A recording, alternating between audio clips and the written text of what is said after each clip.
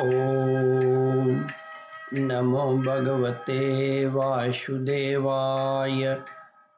श्रद्धालु भक्तों, श्रीमद् भागवत महापुराण के दशम स्कंद के पूर्वार्ध के 7वां अध्याय के अंतर्गत शकट भंजन और तिनावर्त उद्धार का प्रस्तुतिकरण करूंगा। इसके पूर्व जहां तक आप कथा श्रवण कर चुके हैं उसके आगे का प्रस्तुतिकरण करता हूं। श्री सुखदेव जी कहते हैं, परीक्षित, जब श्याम सुंदर की आंखें खुली तो वे स्तनपान के लिए रोने लगे।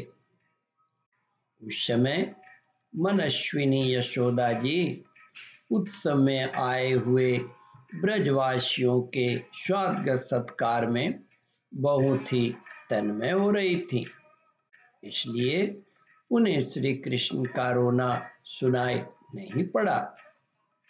तब श्री कृष्ण रोते रोते अपने पांव उछालने लगे। शिशु श्री कृष्ण के छकड़े के नीचे सोए हुए थे। शिशु श्री कृष्ण एक छकड़े के नीचे सोए हुए थे। उनके पांव अभी लाल लाल कपलों के समान, उनके पांव अभी लाल लाल कोपलों के समान बड़े ही कोमल और नन्हे नन्हे थे, परंतु वह नन्हा सा पांव लगते ही विशाल छकड़ा उलट गया। हिरण्याक्ष का पुत्र था उत्कच। वह बहुत बलवान एवं मोटा तगड़ा था। एक बार यात्रा करते समय उसने लोमस ऋषि के आश्रम के पास वृक्षों को कुचल डाला। लोमस ऋषि ने क्रोध करके शाप दे दिया, अरे दुष्ट, जब तू देह रहित हो जाए, जा तो देह रहित हो जा, मतलब शरीर तुम्हारा खत्म हो जाए। अरे दुष्ट, जा तू देह रहित हो जा। उसी समय सांप के केंचुले के समान उसका शरीर गिरने लगा। वह धड़ाम से लोमश ऋषि के चरणों पर गिर पड़ा और प्रार्थना की, कृपा सिंधु, मुझ पर कृपा कीजिए,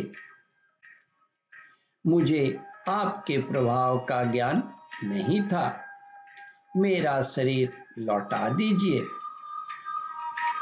लोमस जी प्रसन्न हो गए। महात्माओं का शाप भी वर हो जाता है। उन्होंने कहा, वैवस्वत मनवंतर में श्री कृष्ण के चरण स्पर्श से तेरी मुक्ति हो जाएगी। वही असुर छकड़े में आकर बैठ गया था और भगवान श्री कृष्ण के चरण स्पर्श से मुक्त हो गया। उस छकड़े पर दूध, दही आदि अनेक रसों से भरी हुई मटकियां और दूसरे बर्तन रखे हुए थे। वे सब के सब फूट गए और छकड़े के पहिए तथा धूरे अस्त व्यस्त हो गए। उसका जुआ फट गया। करवट बदलने के उत्सव में जितनी भी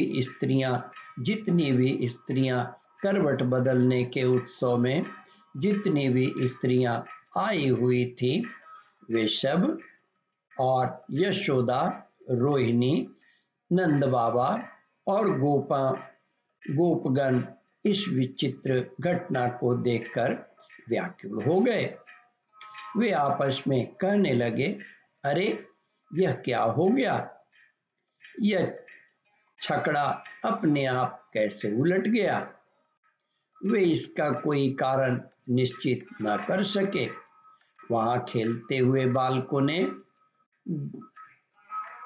गोपों और गोपियों से कहा वहां खेलते हुए बालकों ने गोप और गोपियों से कहा कि इस कृष्ण ने ही तो रोते रोते अपने पांव की ठोकर से इसे उलट दिया है। इसमें कोई संदेह नहीं है, परंतु गोपों ने उसके बालकों की बात मानकर उस पर विश्वास नहीं किया। ठीक ही है, वे गोप उस बालक के अनंत बालकों नहीं मानते थे। ठीक ही है, वे गोप उस बालक के अनंत बल को नहीं जानते थे। यही शकट भजन है, यही सकट भंजन है। यशोदा जी ने समझा यह किसी ग्रह आदि का उत्पात है। उन्होंने अपने रोते हुए लाडले को गोद में लेकर ब्राह्मणों से वेद मंत्रों के द्वारा शांति पाठ कराया और फिर वे उसे स्तन पिलाने लगी। बलवान गोपों ने छकड़े को फिर सीधा कर दिया। उस पर पहले की तरह सारी सामग्री रख दी गई।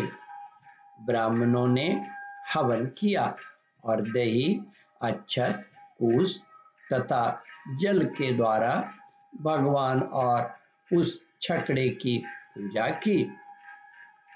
जो किसी के गुणों में दोष नहीं निकालते, झूठ नहीं बोलते, दंभ, ईर्ष्या और हिंसा नहीं करते तथा अभिमान से रहित हैं, उन सत्यशील ब्राह्मणों का आशीर्वाद कभी विफल नहीं होता। ओम परमात्मने नमः।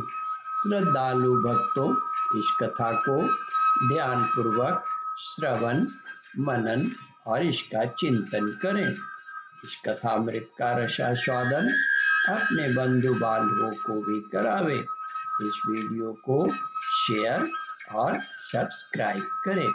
ओम परमात्मने नमः।